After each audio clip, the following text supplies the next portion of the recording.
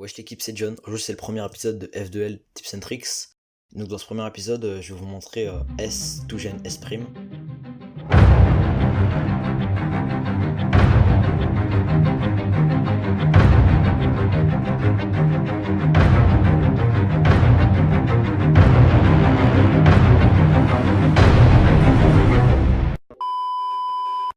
qui pourra par exemple, ce cas-là c'est assez nul, hein, on est bien d'accord, qui pourra par exemple le résoudre comme ça. Ce qui est quand même assez stylé, je vous l'accorde. Donc cette vidéo sera découpée en plusieurs parties. Donc d'abord comment j'ai eu l'idée de le faire, donc d'où c'est venu. Ensuite qu'est-ce qu'on peut faire avec, qu'est-ce qu'on peut faire.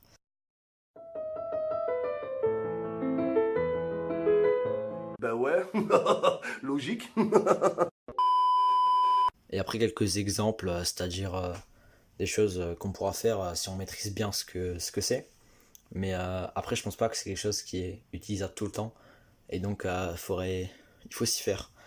Je pense quand même que ce concept a du potentiel et que dans un futur proche on pourra l'utiliser dans des speed solves et faire des choses comme ça. Même si ça peut quand même être utile pour le FMC ou l'OH, là où on a plus d'aisance pour utiliser des cas compliqués. Et donc voilà, je vous laisse avec la vidéo.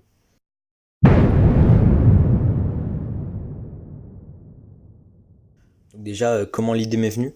Donc l'idée m'est venue de ces cas-là.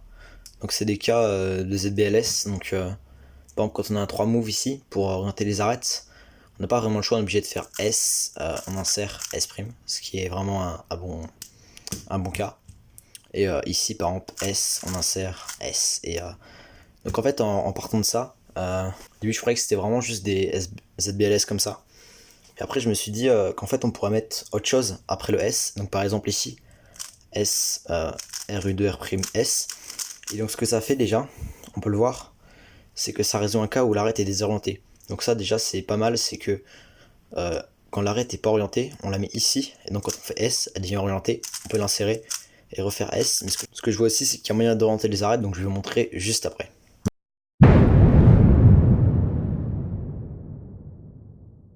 Donc la première utilité de ce concept, c'est quand l'arête n'est pas orientée. Donc pour éviter les rotations, par exemple pour ce cas-là, on devrait faire une rotation et le faire comme ça, ok. Sauf que là ce qu'on peut faire, c'est que l'arête qui n'est pas orientée, on la met ici, et donc on fait S, puis on résout le cas. On met bien l'arête bleue, enfin on met bien l'arête qui est sortie du bas ici, et on refait S. Donc par exemple pour ce cas-là, qui n'est pas l'un des pires cas, mais on peut... C'est juste pour vous montrer le concept, hein. Bien sûr ça s'applique pour tous les autres cas, et c'est juste des exemples. Donc par exemple pour ce cas, ici on met l'arête orientée ici, puis on résout et S. Pour ce cas-là, on met l'arête orientée ici, on résout S. Et pour ce cas-là, on met l'arête orientée ici, tac. On n'oublie pas de remettre l'arête ici et S. Donc comme vous l'avez vu, c'est assez impressionnant, on peut vraiment l'utiliser pour tout et pour rien. Donc dès qu'il y a une arête pas orientée, bien sûr sur l'étage du haut par exemple, ici l'arête n'est pas orientée mais on peut pas la mettre en haut, à moins qu'on fasse ça, mais je pense pas que ce soit très efficace. Donc bien sûr quand l'arête n'est pas orientée en haut, pour éviter les rotations on peut faire S, tout gène, S'.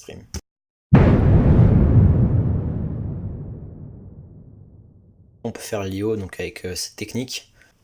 Et donc là c'est assez impressionnant, mais il faut l'apprendre quand on peut pas l'improviser en solve.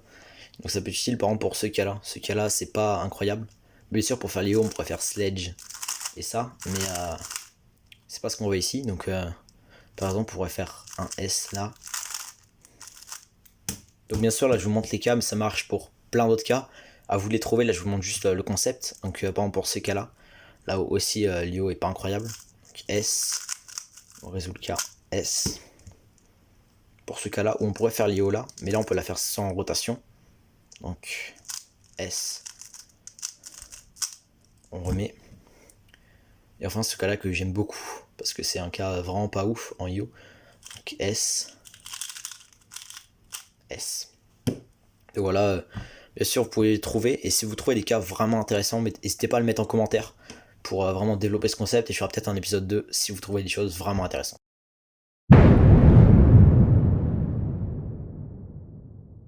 Donc là je vais vous montrer un exemple de la fusion des deux choses qu'on a vu avant.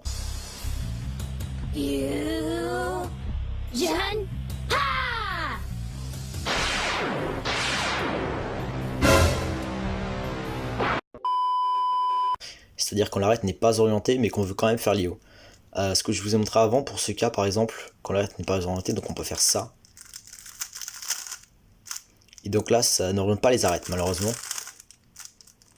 Mais ce que je me suis dit, c'est que rien ne nous empêche de faire les deux choses en même temps. Ce que je veux dire, c'est que du coup, on met l'arête là. Et que par exemple, ici on voit que ces deux arêtes là sont pas orientées.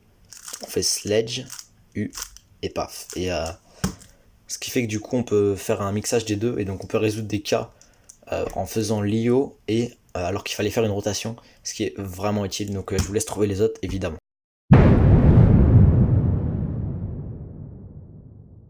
Et donc dernier point que je voulais vous montrer, c'était vraiment je pense le futur. C'est-à-dire ce qu'on pourrait faire avec cette méthode. Donc par exemple quand on a deux dernières paires. Et donc quand il y en a une orientée et pas l'autre. Quand ils sont sur la droite bien évidemment. Donc on voit que ici, celle-ci est orientée mais pas celle-ci. Donc on en met une là sur la droite. On fait S, puis on résout le cas. S. Et ça c'est assez magique quand même. Donc là j'ai eu l'orientation de fait, mais bien sûr on peut toujours bidouiller pour la voir si elle n'est pas directement là. Ça c'est le cas que je vous ai mis en introduction. Donc on peut mélanger ça avec le multislotting. Hein, c'est-à-dire que là on fait ça. Et d'insérer pour donner ce cas-là. On sert en RU2 pour donner ce cas-là. Et du coup ce qui fait que on a une solution extrêmement rapide pour un cas qui n'est pas incroyable du tout. Et donc ça c'est assez magique. Et donc dernier cas que je voulais vous montrer là par exemple. Un cas totalement normal je dirais. Donc ici l'arête est orientée mais c'est pas incroyable. Ici elle est pas orientée donc on la met là. On fait S. On résout le cas à l'arrière. Puis à l'avant. U. Et on refait S. Et voilà.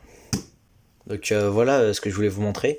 Hein, donc n'hésitez pas si vous trouvez d'autres choses sur ce concept à le mettre en commentaire. Je ferai sans doute une partie 2. J'espère que ça vous aura plu et que ça vous aidera à faire des meilleurs solves. Allez vous abonner si vous voulez, mettez un like, un commentaire. A plus pour de nouvelles vidéos.